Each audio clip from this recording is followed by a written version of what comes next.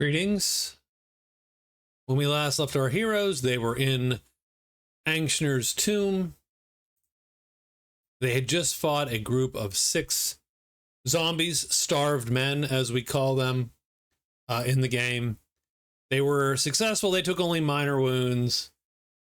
They did not really search the room, as there was, good reason to get out of there, as there were still corpses rattling chains and trying to get at them.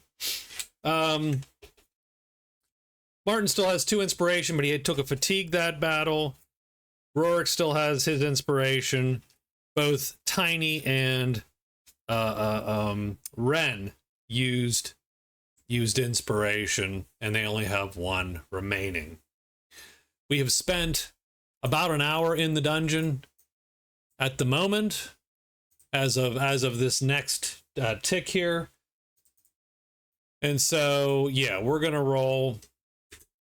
So we'll put an hour there.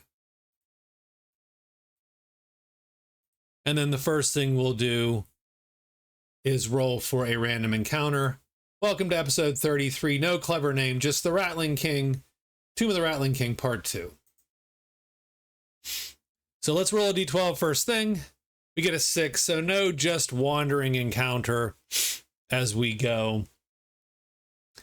I don't think the party is too keen to leave something behind them. They will check doors. They will check doors. We don't really need to be too careful about who's where, but we will do. Tiny will go up here and pay attention. Martin will be sort of behind Rorik. Ren will park down here because she has spear and shield, so she's actually a reasonably formidable component. She will not have the spear readied though. That's a spell she's going to use. Rorik will quickly check the door.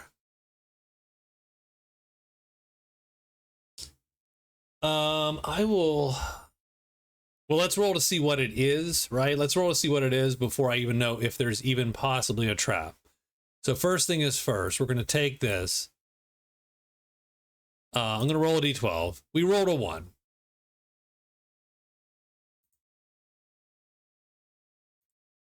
So we have the Room of Deeds. I don't think that's going to be trapped.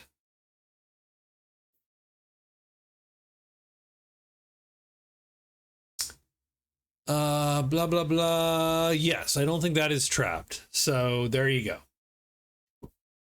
go. You wouldn't want that to be trapped, right? You would want that to be wide open. So we'll check it, but it's sort of inconsequential. The answer is there is nothing. And we're going to enter in carefully, but we will enter.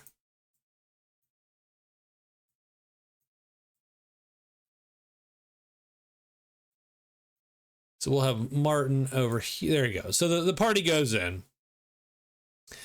And Room of Deeds. Let's put something on the map there. Room of Deeds. Oops. Nope, don't. I can type honest. Room of Deeds. Done. So what does that mean, the Room of Deeds? So again, this is a little bit of a museum piece, much like the entrance, actually. Much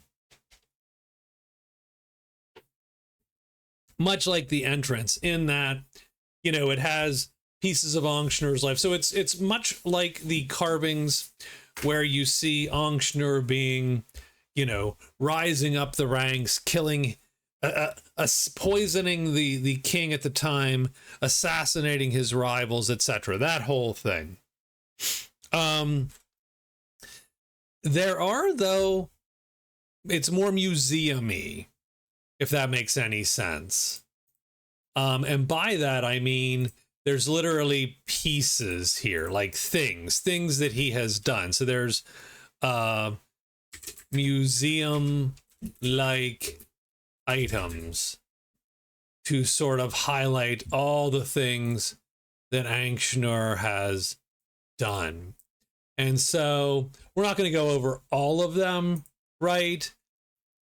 But there might be the chalice that he used, you know, that he poisoned his predecessor. There are the broken, his broken armor and shield, or those kinds of things, right? When he was killed, there was the stretcher that they took him away on. There is a shelf with the heads of all of the people that he killed in duels. So there are 9 heads, as a for instance. So we'll write a couple of the items. I said I'm not going to go over all of them, but I'm, you know, of course, happily going over them. Chalice. I'll put the poison chalice. 9 heads of rivals.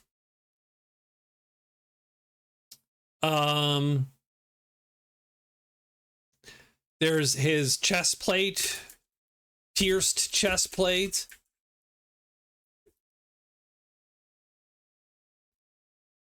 So all of those things. Is there anything else? So what we'll do is,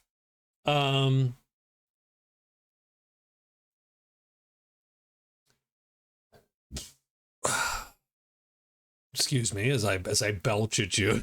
I'm sorry. I'm so sorry. Look, I'm drinking a lot of soda water. Drinking a lot of soda. Giving you a Rick and Morty vibe here as I belch into the microphone. I really apologize. I should edit that out. If I were a professional, I would edit shit. But I am a rank amateur, so suck it. Anyway, so we're gonna search. I think we'll take the time. I think we take the time to search this room. So I'm gonna mark off. I'm gonna mark off two ticks, right? So there's a couple things. The first thing is the Room of Deeds does indeed have a 2 in 12 chance that we're going to encounter something as we are in here anyway. So let's take a quick 2 in 12 and we get a 3. So there's no encounter. I'm going to roll a 2 in 12 because of the time we search. Let's do the search first, though. So I'm gonna let Martin roll his investigate. I'm gonna let Ren roll her history because I think those are the most appropriate checks for things. Or item lore. I'll let her roll item lore, actually, for that. So I'm going to let Martin roll investigate. He rolls a -7. So a lot of this stuff is junk, pretty much, in his eyes. She's going to roll item lore, and I'll give her a little shot. She rolls a 13. So that's not terrible.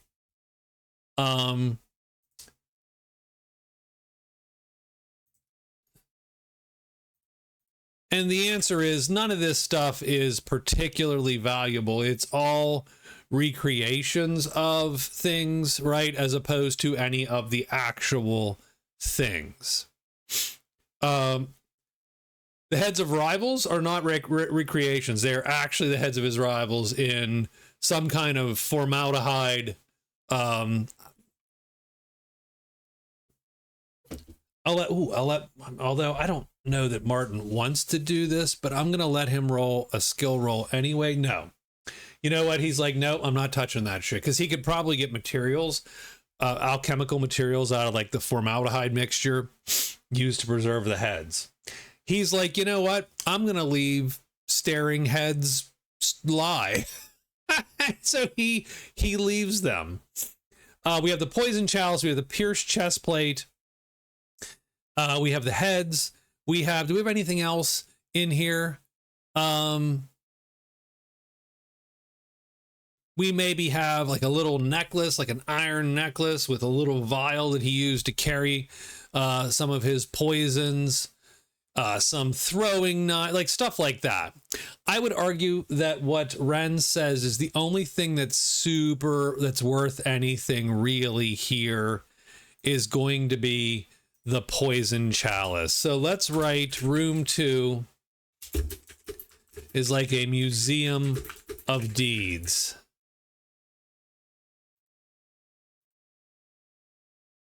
And similar to the entrance, but with exhibits.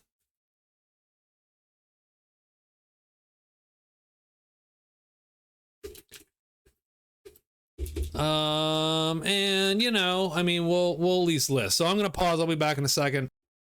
Right. So there's just the things from his whatever they could scrounge up from his various exploits. I think Ren says the only thing, they're all recreations of some sort, but the only thing really valuable at this place is maybe the chalice. Just from a, you know, materials standpoint, it is, if nothing else, it looks exquisite. You know, everything is a recreation of some sort. Recreation, and mostly cheap, but Ren picks out the chalice. Chalice might be valuable, might be worth something. We're gonna add it. So she does take that. Everything else. And you know what? Martin will take the throwing knives, because some days he needs something to throw. So are they usable? Maybe. How many throwing knives are there, Martin? There are 3 that are still in sort of usable condition. Martin will take 3 throwing knives. Don't know how much they weigh, but he's under the cap enough that I'm not going to concern myself too much. And then Ren takes a fancy fake chalice. Maybe worth something. At the end of their search, we're going to roll another D12. Oh, and we do hear something. Okay. So, let's see. So these two are going at it. Let's see if Rorik catches his track. That's his search check, right? That's his... So we're going to let him roll that. And I think he raised it, although he's in the middle of the dungeon, so probably not... So we did roll that. So let's give a skill check plus. Oh, not great. Not great.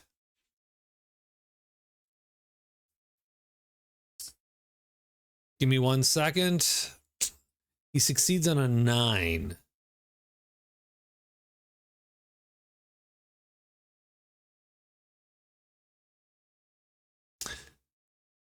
Let me think about that. He succeeds on a 9.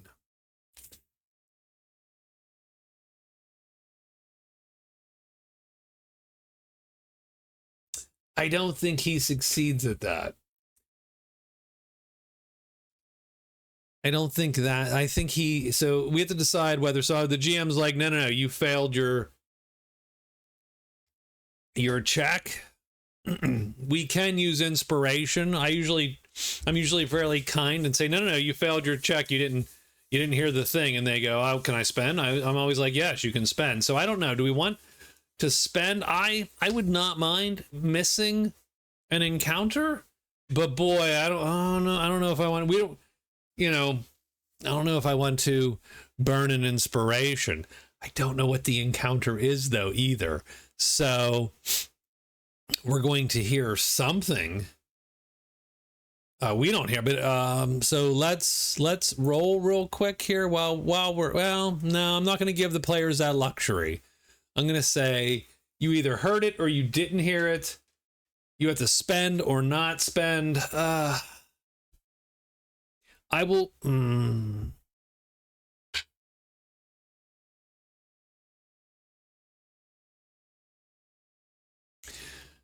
mean, the first fight wasn't bad. I just would rather not have one again right now. I'd like to skip it, as it were. I'm going to spend. I'm going to spend. So we're going to roll again on our track check here. And we get a 3. So that succeeds on something like a 14. So that is successful. So what Rorik hears is, oops, I just rolled another skill roll. What I wanted to do is come down here and check the game notes. Oh my God. So oh, I know what he hears. He hears the chain. So they closed this door, but did not take time to, they didn't spike it or they didn't do anything to the door. So what Rorik hears is he hears the chain snapping. He hears banging on this door. So what we're going to do, so our options are, so Rorik's like, you know, doing a quick time, right? Our options are either we could close our door and just wait it out and hope it gets quiet. Rorik and Tiny, Martin and Ren, I say, are out of position. They are looking through stuff, right? So Rorik could grab Tiny. They could rush down here, probably beat the men, the starved men, because the starved men are pretty slow, as all things considered. And then hold the door, and then what could they do with the door? I mean, I don't know that they have anything to, like, they don't have pythons and hammers or anything like that. They could probably hold the door while they could probably hold the door shut. The door opens in. They could probably hold the door and then maybe call Ren over, who could maybe freeze it.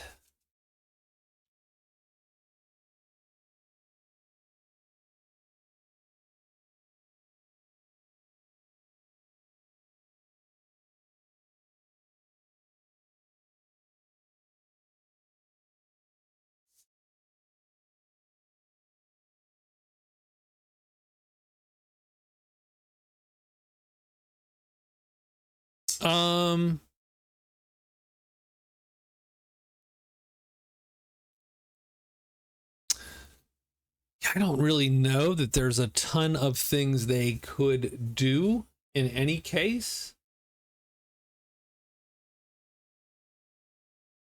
The frame is all stone. The door certainly has metal bindings on wood, but I don't know that there's any other metal thing to which she could, say, weld two things with her electrical powers shut. I'll tell you what we're going to do. So Rorik and Tiny will run over, which obviously gets the attention of the other two, but they're going to run to the door. So they run to the door. And so then the first question is, do they sort of win initiative? Do they beat a starved man? So let's roll for the starved man. Starved men are -2 initiative. They roll an 8. That's pretty good. Rorik is a +2 and Tiny is a 1. So unfortunately, they're going to rush over there. And let's do this. So they start here. 1, 2, 3, 4. Let's roll a d12. How close are they when that door opens?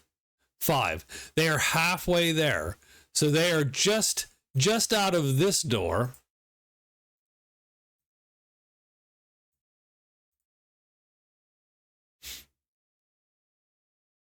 when this one opens up. And what comes out? Starved men, obviously. How many starved men come out? I'm going to say that so door opens and then it's 1 to 3, probably at most. Let's say 0 to 3. Let's literally do a D4 minus 1 and 1. So okay, let's the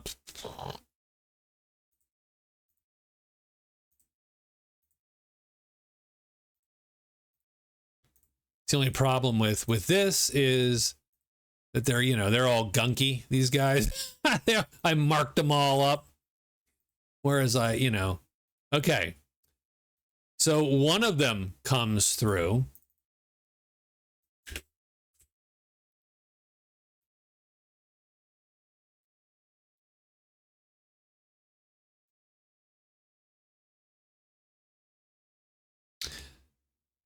And how many more are behind him?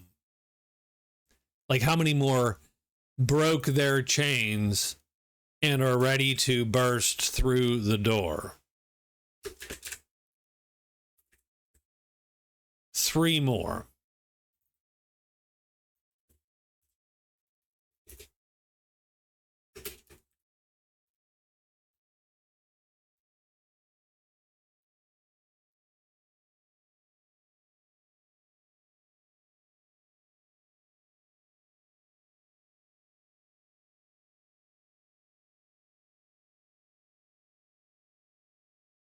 Take all the attributes off of them. Let's pop all of the bits.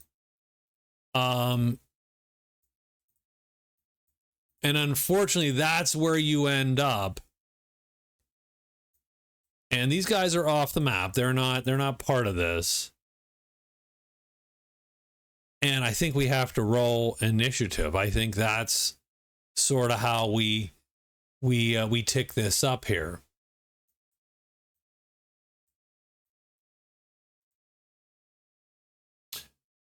So we do have Rorik, we have Martin, we have Ren and Tiny, we have A, B, C, and D. We have 8d12 to roll. Rorik is a 6. Martin's actually a 13. He's pretty fast in this case. Tiny is a 10. Ren is an 8. The starved men are all -2. So starved men A is a 9, 4, 3, and 10. So Martin is first. Crap. So he stuffs the throwing knives into his belt. 1, 2, 3, 4, and he will actually make a full move to here. Done.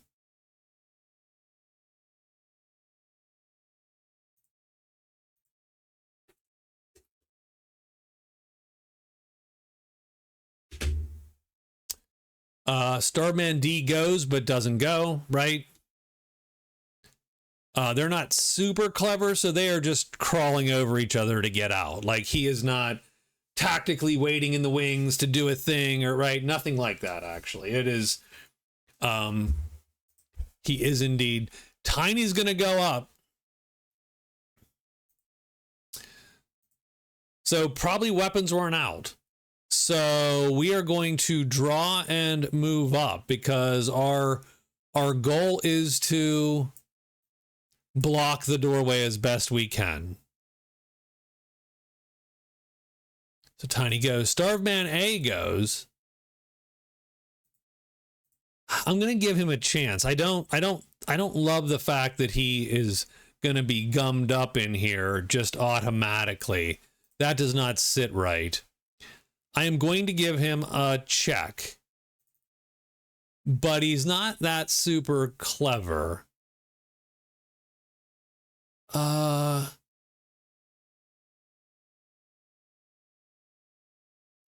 Says save of 10. Sure, I'll give him a save of 10. This is probably close to even up then. -5. No. So he sees Tiny and his hunger overtakes him. And he just wants to consume Tiny's life essence. And so he's going to attack. Tiny has his weapon out, so he is not caught off guard there. And I think he is something like an 11 or 12 with that -1 parry. So he's actually a 12 right now with clubs. So he knocks the dude's hands away. Done. So that is A's job. Ren gets to go. 1, 2, oh God, 1, 2, 3. So she pulls on up and she stuffs the chalice in her bag, right? Pulls on out. She's going to say the word and she is going to cast the ice spike, which is the spear. 6. She will cast it. And on round 1, she has cast it. I'm going to put a marker here that at the end of round 4, spear. Just something to keep me, some reminder. Rurik's going to go. He will also draw his weapon. But he will go 1, 2, 3, 4, like that. So he hugs the wall so that he doesn't get within arm's reach of this guy, and then comes up from the other side, because Rurik's move is an 8, so he can move a half move of 4. So he pulls the mace, he dances the corner here, and ends up right there. Done.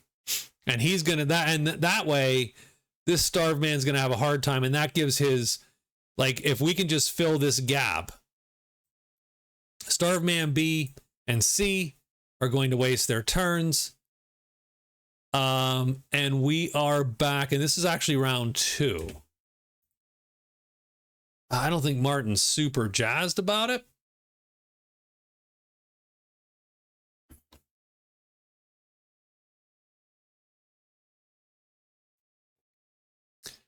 But I do think he understands the so he draws the short sword and he goes up. Done. Just like that.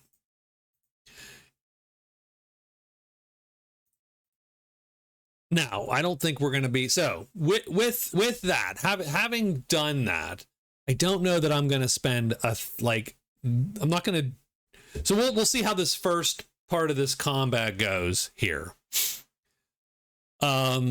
Because it's very possible that we just jam up this doorway and then kill them one at a time. And if we can defeat them in detail, this is not a hard fight for the heroes typically. Now, you never know, but let's just do it once, maybe twice, and see. So Tiny gets the first shot here on the dude. So he's going to take his shot. He's a 13 versus a 10. He is going to hit.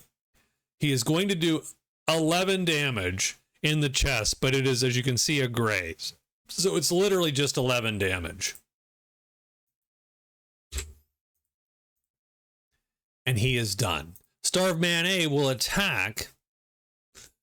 I think we just roll a d6 and then go top to bottom. And we go for Rurik. So he swings at Rurik. And he misses. Ren has a spear, no shield. She's going to go 1, 2, 3. I believe she has reach, though, with that spear.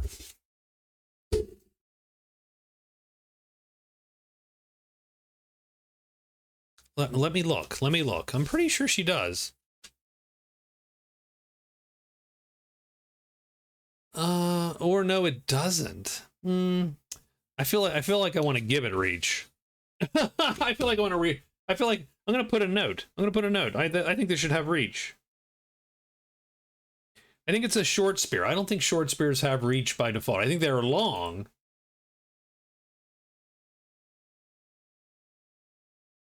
But I think that would be a nice, what do you want to say? We need, I'm sorry, I'm looking up the weapon now. which that's based around. It is a short spear. It does not have reach. It has standoff. It has thrust and dismount too. I think it does damage as, I'm sorry, I hate this. I do hate that I feel like I am cheating for the players. I'm not really cheating for the players. My intent is to flesh out all these things.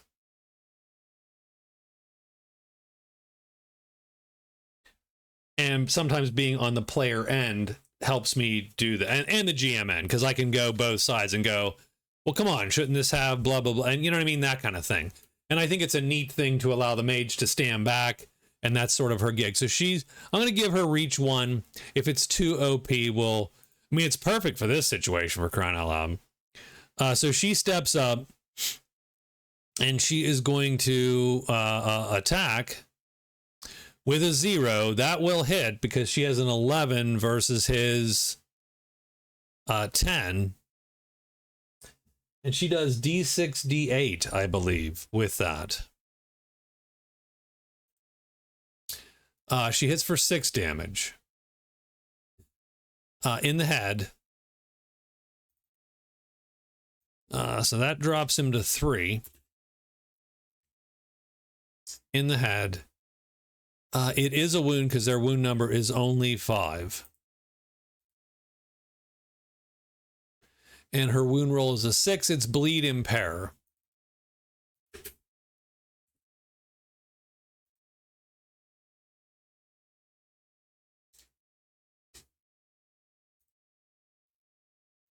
And then I think Rurik's going to try to finish this dude. And he hits. And if he doesn't finish it, I would be surprised. He smashes it down, and it is gone.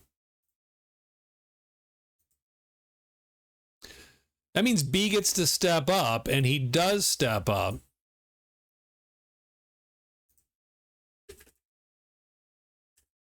And we'll just go 1, 2, 3 down the line, and he attacks Rurik too for whatever reason. He's like, yes, and he goes for Rurik, but he's not going to let himself be flanked. He's going to face straight out. So he does attack Rurik. Oh, I think he's going to hit Rurik there, especially because that's the second attack Rurik has taken. And so his defense number 2 is 9. And yeah, so that's going to hit Rurik. So he does do 2d6. Starved Man hits for 4. He hits for 4 in the arm. Rurik now has 2 on that arm. So that means he is going to take 2 points of damage. Started at 35.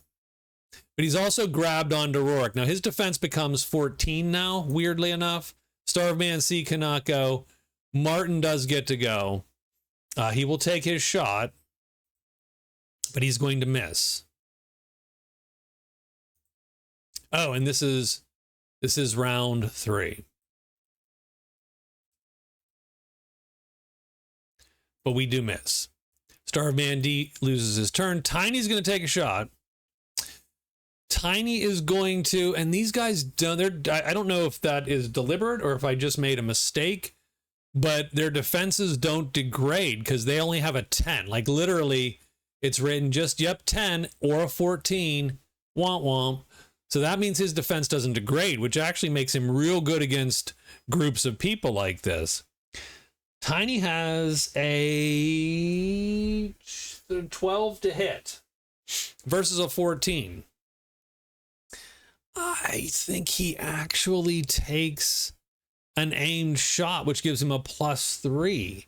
So he's going to have a 15 to hit the 14, and he will hit him and auto wound him. It does lower the damage, though. It now does a D8, D4. Roll 1D8 plus 1D4 -1. He still does 8 damage. I'm going to roll everything else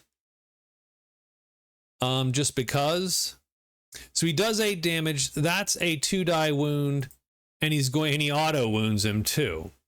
So he hits him in the legs. Like I said, this thing's crawling on Rurik, and he grazes it for 8 points of damage because that wound roll was.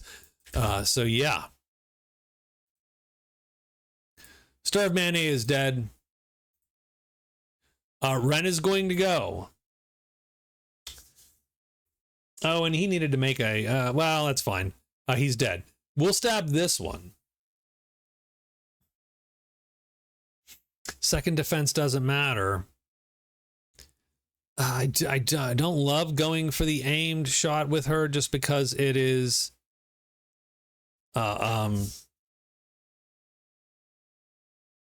just because it's not a lot of damage in the first place necessarily.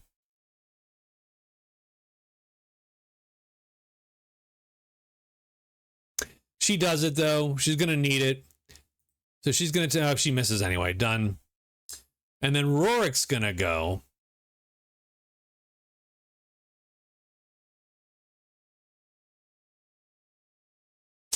And I think Rorik, who has a 13, 12, he has a 12 with his attack. So he's down 2 also. He's going to take the plus 3 as well. And he's going to make his attack a 15, which means that number hits, whereas it wouldn't before. Now he does a D6 plus a D4 now.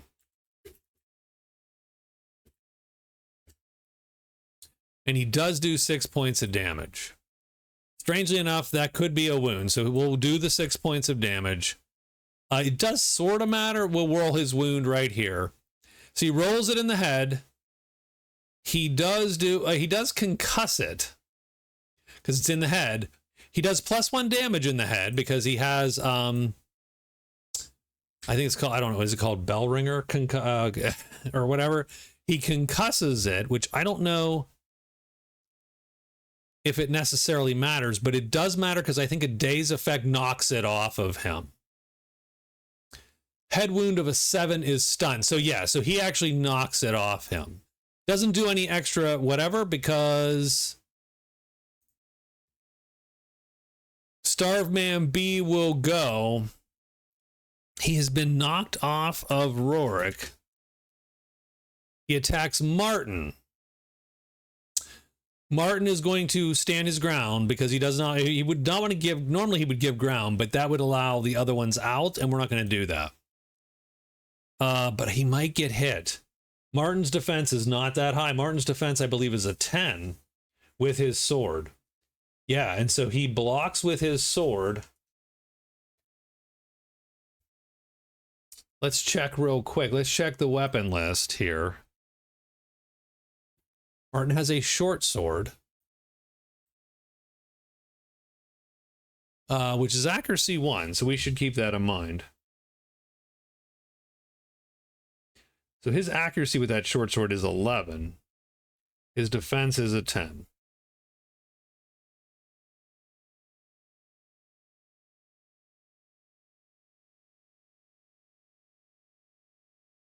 Yeah, Martin's defense is a little bit crappy, really, as it comes down to. That's going to hit Martin, unfortunately, because that dude has a 10.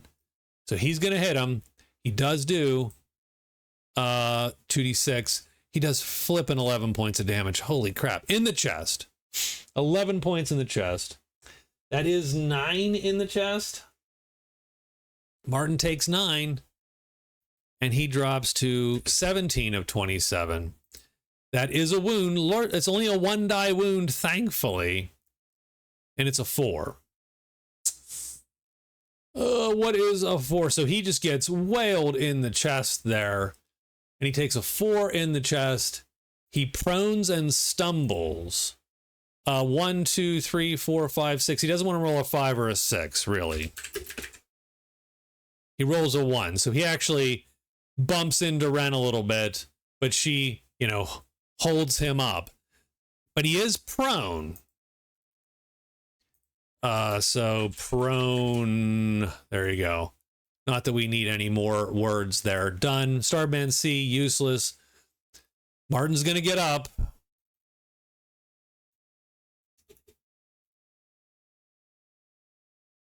And he will take his shot back. He will attack back. And he's going to hit, actually. And he does 5 points of damage in the 7, and that takes him out.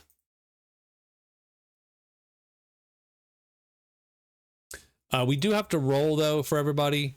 I'm sorry, we have to roll fatigue for our heroes. Roll 4d12. Martin is first. The last two. So it's Mr. Martin Rourke, and then Ren and Tiny both suffer a fatigue. So Ren and Tiny get a fatigue. So Martin steps up and slashes that guy and takes him out. Starveman D steps up into the breach. He attacks Tiny. He misses Tiny. Tiny attacks back. Oh, he's going to miss. Yep, okay, that's fine. Ren's going to attack, and she will hit. She does 10 damage in the head. That is a 2-die wound. It's a 4. What's a 4 in the head? Daze and stumble. So he does have to stumble. So again, 1, 2, 3, 4. So he could stumble out of combat there. And he rolls a 4. So he actually stumbles backwards. And that's going to give a bunch of people attacks. So Tiny will take his shot. He's going to miss. Martin takes a shot. He misses. Rorik does hit, though. Does 17 and smashes him. And we're going to, with that, we're actually going to do what I said to do. You end the combat when it's over, not when it's done. So we're going to say that this combat is is over. The party will win this fight. Maybe some wandering damage comes their way. I'm going to make Ren roll for her spear to maintain it. And where's at the end of the round. Well,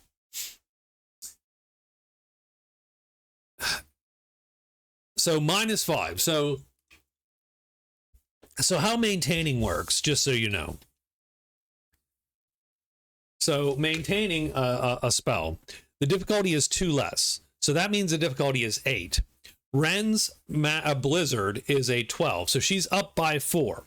But she missed that roll. She rolled a -5, so she essentially is -1. So she would fail and lose a level. Now, when you maintain a spell, you never have to drop the spell. That is absolutely not the case. You can keep that spell maintained. But you either have to, when you fail like that, you either have to drop it, like the spell goes away, and you can do that. You don't have to lose the level, or you have to lose the level. And you can then keep the spell for another 3 rounds. And as you have multiple spells going, then the DL increases, because you take the highest DL, maintain DL, and half the other ones added together. That becomes a single maintain roll. And so the funny part is you could have a bunch of spells maintained. The worst you can do is lose 3 levels in Runebearer at a time. But it does cycle off of the shortest of those spells. So if you have a 3-round spell like the spear, that's going to make all the spells cycle in 3 rounds. So it can get pretty expensive pretty quick, but you never have to lose the spells. You just have to burn down your levels. And so she could theoretically, even at that rate, hold this for like 36 level, and so on. Now, mind you, her ability to do so decreases as she loses levels and so on and so forth. I'm going to say that they had to fight more. And so is she going to maintain that or not? I'm going to say no, she's not going to maintain it. She's going to drop it, let the front 3 handle it, and then she will cast again if she needs to. And I'm going to say, how about this? I'm going to say on a roll, I'm going to roll a d12. I'm going to say on a 1, 2, or 3, she does have to recast, and she does not. They kill Starveman C without too much problem. Close the door again. And is there still someone moving in there? So we're going to oracle this up. Still someone moving. 50-50, 7 or up is yes. Absolutely yes. So totally yes. In fact, I'm going to say that some more have already broken out. And so the gang here closes this door. They slam this door shut. And with Tiny holding the door, I think they're going to they don't have a good way to get this done. They're going to, so let me look at what she has. She has chill, drops the temperature, freeze. You could freeze water. Is there water around, like cracks? Because, right, I said this place is wet generally. And in fact, there's a channel of water running down the middle of this thing. Is there enough water around the door to make freezing it viable? No. The door is, whatever the channel is drawing all the water into it. And so this door is actually quite dry around the door. She has ice patch. Ice spike, which is not going to last very long. Neither does ice patch. They last rounds. So I don't love any of those. I would let her upcast ice patch to a DL 14. And if she succeeded on a 14, I would say, yes, you can cast something like ice patch and actually make it seal that door shut for, let's say, something akin to 10 to 40 minutes, maybe 10 to 60 minutes, right? But it's a DL 14, so you have to get that cast off.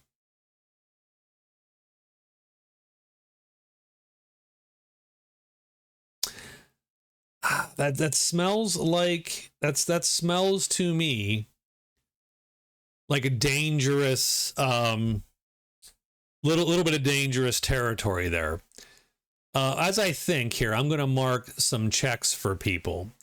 Tiny did get a check in fighting, because he did hit. Martin did also get a check in swords. I think that's mostly all that they, like, they, you know, right? I mean, they all, he got a check in axes, maces, picks. Ren did cast, so she gets a blizzard check. And she did hit someone with magic, done. So she got 2 checks that time, done. So because I've been forgetting checks all freaking day.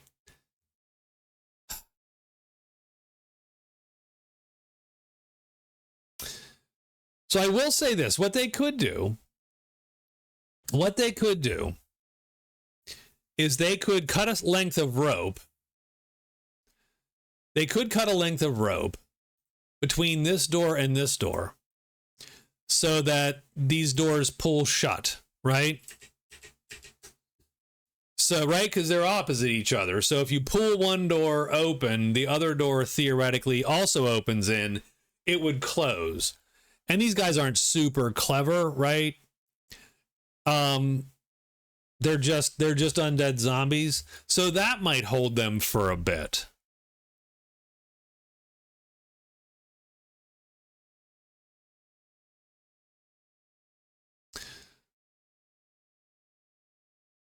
So I'm going to say that we're going to let Martin shake it off, right? He's going to do the thing.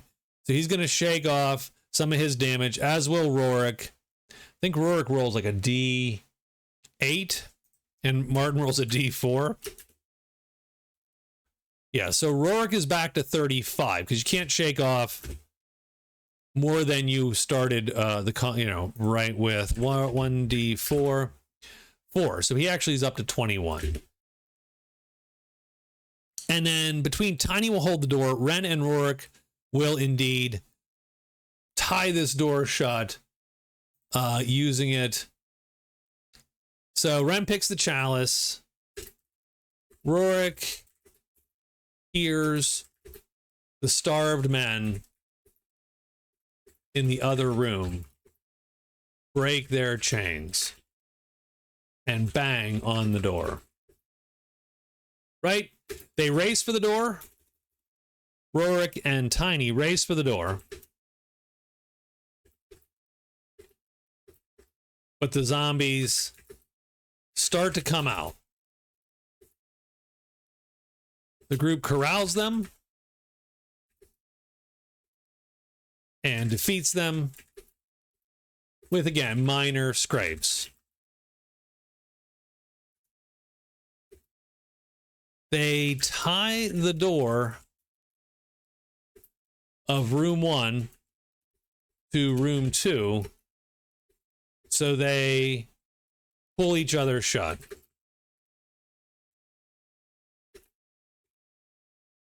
That will hold for a bit, but not forever.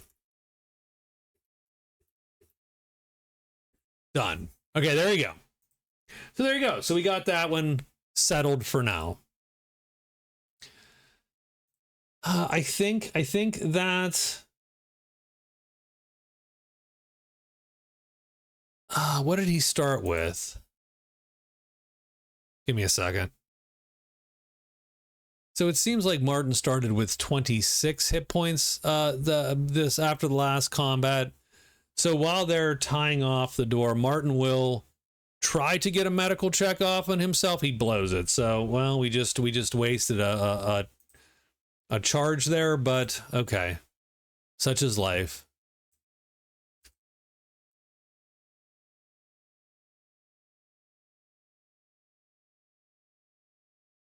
Okay.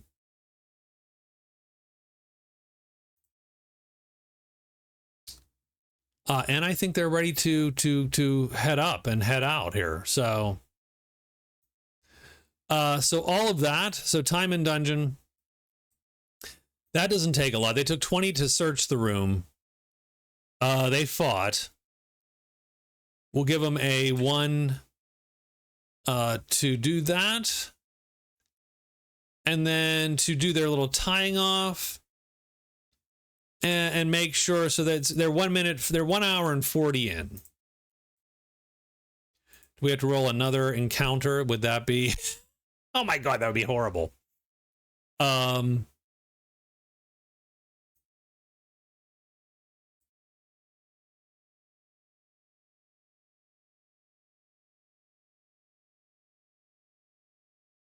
don't think I'm going to make them roll another encounter just yet. I'm gonna go for the hour here.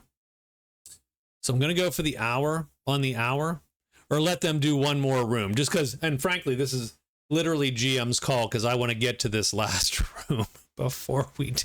So that's what I want to roll. So I'll roll that encounter. So we go up here. Door still clattering a bit.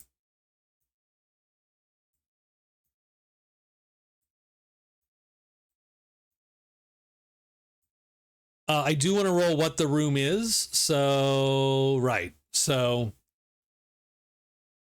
the Room of Deeds has been seen. So I will put a strike through it. We'll have to re-roll that if it does come up. So what is this room? This room is the 12. Uh-oh, what is that? Did we already roll that? No, the Rotted Offerings. So they can smell a stench as they approach this door. It extends out a bit into the hallway, sort of fills the top part of this hallway with just a smell, with a rotten, sweet, the smells of like overripe, vinegared wine, the sweet rotting grain, maybe fermenting in piles, right? And this door also is not trapped, but we will check it anyway, just to make sure. But I'm not going to give Rorik a check for that. And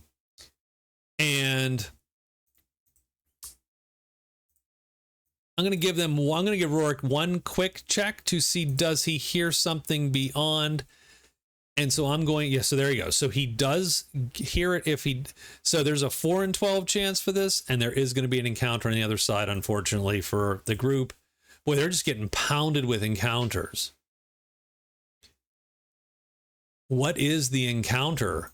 D12. It is, okay. Okay, that's weirdly cool. Okay.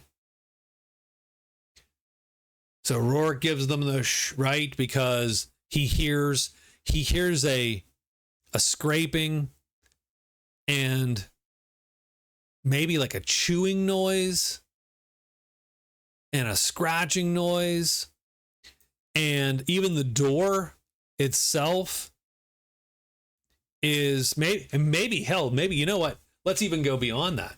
The door was slightly ajar. and had claw marks on it and scratch marks. And right, it was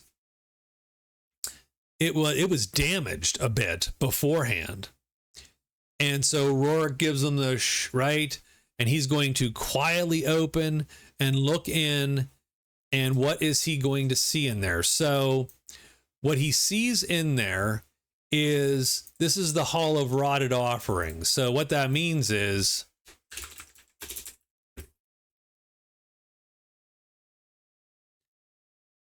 and I'm definitely not going to be able to put all this. So there's like piles of grain and wine and food, and it's all nasty.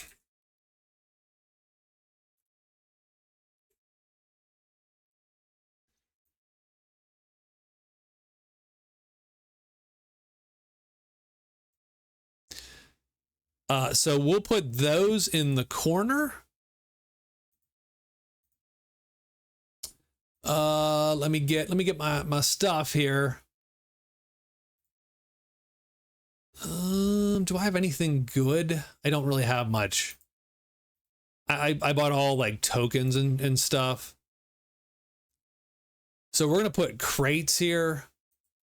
That looks very video gamey, but we're gonna live with that.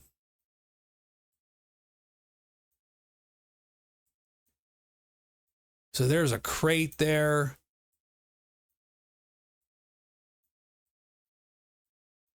I'm just gonna put some random shit everywhere. Chest.